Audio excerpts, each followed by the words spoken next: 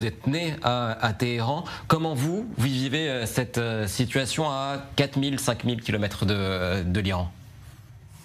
Oui, bonjour. En fait, ce sont les jours très importants, je pense aussi même dans l'histoire du monde entier. Ce sont les jours qui vont décider qu'est-ce qui va venir à Moyen-Orient.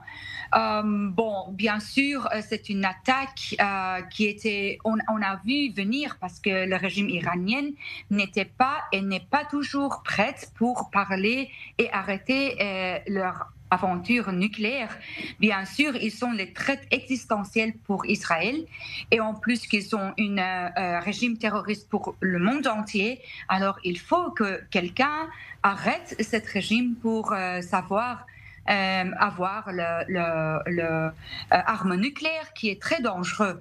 Bien sûr, Israël, il n'avait pas d'autre solution parce que l'Iran, il voulait même pas continuer à parler. Il disait absolument on doit avoir la technologie nucléaire. Bon, il appelle pour la technologie juste pour la vie quotidienne, mais c'est pas vrai. On connaît le régime iranien et en Iran, ils étaient toujours occupés avec le fait qu'Israël n'a pas le droit d'exister. Alors imaginons qu'ils ont l'arme nucléaire, c'est trop tard pour les arrêter et le monde, il voulait le résoudre par la diplomatie que malheureusement on n'a pas pu réussir. Alors il n'y a pas d'autre solution que attaquer l'Iran, le régime d'Iranien.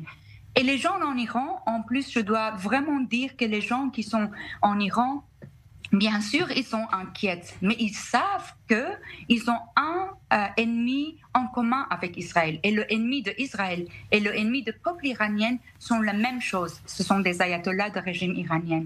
Alors, ils sont vraiment...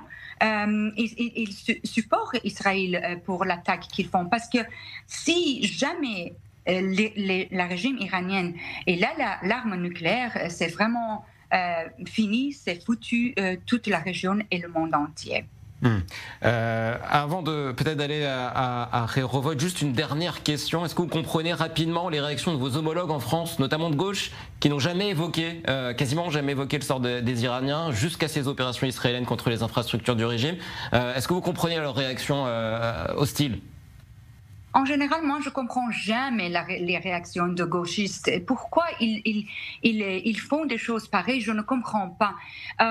Ils veulent pas soutenir le peuple iranien. Ils s'inquiètent pas du tout pour le peuple iranien. Ce qui s'inquiète, c'est que pourquoi Israël est en train de faire quelque chose qui va aider le monde entier.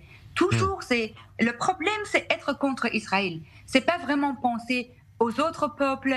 Les Iraniens, ils étaient tués des milliers et milliers dans les rues de Téhéran avec les mains des ayatollahs, mais ils n'ont rien dit. Ils n'ont même pas s'inquiété pour les enfants qui étaient en train de mourir parce que le tueur, c'était les ayatollahs.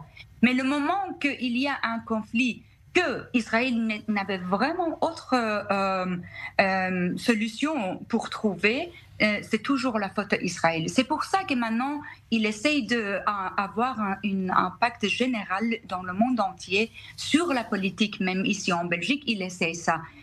Mais on n'est pas naïf, on ne peut pas être naïf.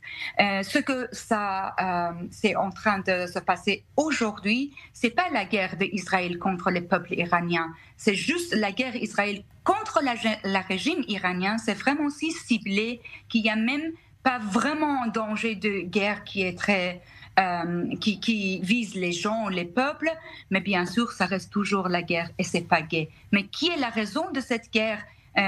Qui est la raison de ne pas être en sécurité dans toute la région? Ce sont les régimes iraniens et pas quelqu'un d'autre. Merci beaucoup Daria Arafai, députée belge. Vous êtes née à Téhéran. Il était donc important, primordial, je dirais même, d'avoir votre voix depuis la Belgique.